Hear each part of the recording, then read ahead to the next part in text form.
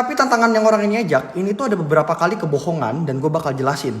Kesatu, dia udah ngajak gue yang keempat kali ini. Yang ketiga kalinya dia cancel karena dia bilang mau ketemu sama wakil menteri apa gue nggak tahu. Di cancelnya itu di H-1 jam. Menurut lo ada etika nggak begitu? Itu satu. Kalau mau buktinya chatnya, kalau dia berani untuk ngomong buka chat, gue bakal buka chat. Ya cuman kalau gue buka chat sekarang takutnya kena UU ITE karena ranah pribadi.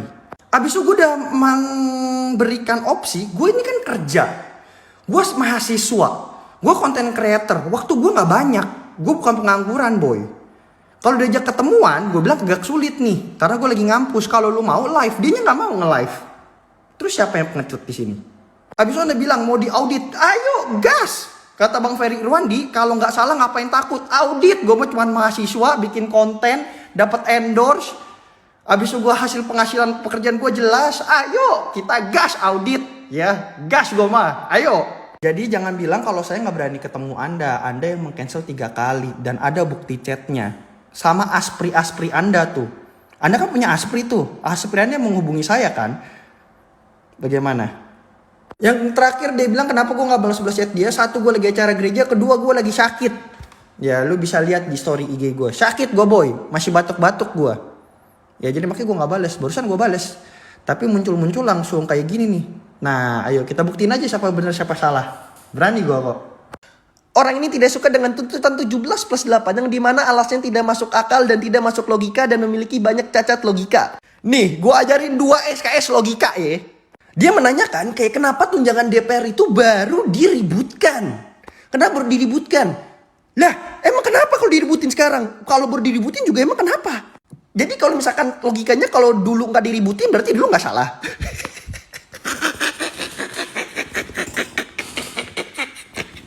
Gimana sih? Gimana sih? Dan mbak ini tuh terjebak dalam nirvana fallacy. Nirvana fallacy itu contoh kayak tadi ada idenya tuh emang tidak sempurna. Harus kita akui memang tidak sempurna. Tetapi ketika tidak sempurna ya udah ditolak aja. Lah, contoh nih, misalkan ada banjir, kita keruk kali. Keruk kali kan gak langsung bikin banjirnya stop tuh. Berarti gak usah keruk kali. Dan yang ketiga yang paling gue gak suka dari dia adalah mengucilkan semua influencer yang sudah berusaha untuk menciptakan tuntutan tersebut. Come on Kak Sylvia, I know you can do better than this loh. Ya di saat semuanya lagi butuh persatuan, di saat semuanya lagi menggaungkan suara rakyat. Gue masih gak ngerti kenapa lu kayak gini Kak. Bener loh, gue sedih sih sebenarnya. You can do better than this. Dan tuntutan itu tuh dibuat dengan darah dan air mata. Bergadang influencer-influencer tuh turun ke jalan mereka. Bukan cuma ngoceh di sosial media doang kayak gini. Lalu mencah belah orang, gak turun ke demo, habis itu naikin views dengan sok-sok antitesis kayak gini. Apa? Jelek mainnya, jelek, gak suka. Orang di atas ini adalah provokator, buzzer pemerintah, penyebok handal dari pemerintah. Di video tersebut, mbak-mbak itu melakukan tuduhan yang sangat kejam kepada Kak Salsa. Nggak cuma kepada Kak Salsa, tapi kepada Jerome Pauline, kepada Kak Abigail, dan kepada Ferry Irwandi. Beliau mengatakan tuntutan 17+8 itu bukanlah tuntutan dari rakyat. Tuntutan yang tidak mewakilkan rakyat dan merugikan rakyat. Jelas di situ ada suaranya ya. Dan mbak yang tadi itu dituduh sebagai provokator. Wow. Orang ini telah melakukan pembunuhan karakter.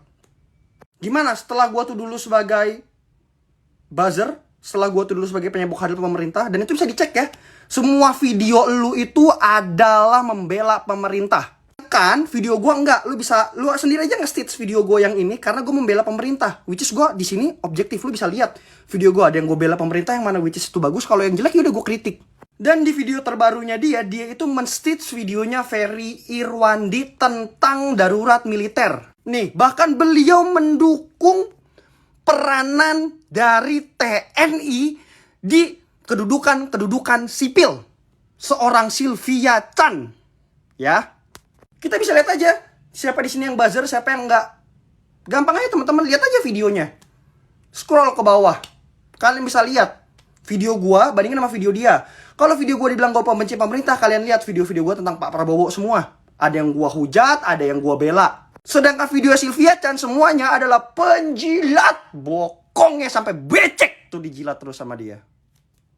Anda jahat. Sylvia Chan, ya, bisa menuduh seseorang menanyakan kewarganegaraannya, Anda menanyakan nasionalisme seorang Kak Salsa. Wow, itu tuh jahat loh. Anda menganggap dia kalau gitu kayak pengkhianat negara. Gila sih.